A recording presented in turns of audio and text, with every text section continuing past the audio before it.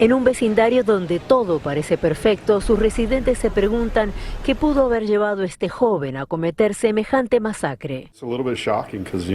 Estamos en estado de shock, dice Brent Baxter. Nunca vi nada ni escuché nada normal de esa casa, pero me preocupa que alguien así vivía frente mío. Patrick Crucius, de 21 años, se había ido de su hogar y estaba viviendo con sus abuelos en esta casa en un suburbio de Dallas. Según las autoridades, desde aquí manejó casi 10 horas a El Paso para cometer la masacre. Algunos compañeros de su antigua escuela secundaria lo describieron como introvertido y alguien que fue hostigado por su manera de hablar y vestir. Pero según la policía, el motivo de la matanza pudiera estar en este manifiesto, presuntamente escrito por él, que apareció 20 minutos antes de la masacre en un sitio extremista de Internet.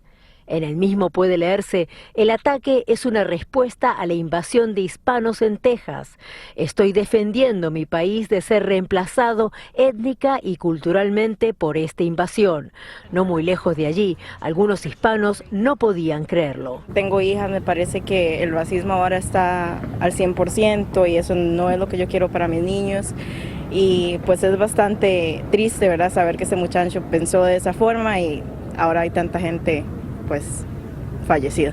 Asimismo, en el manifiesto, el presunto atacante afirmó: nuestros líderes, tanto demócratas como republicanos, nos han fallado durante décadas. La inmigración va en detrimento del país.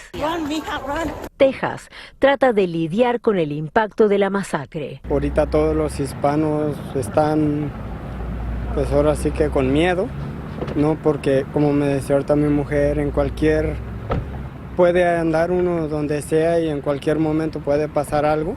Aunque esta, según algunos hispanos, es diferente a otras. En Dallas, Angie Sandoval, Univisión.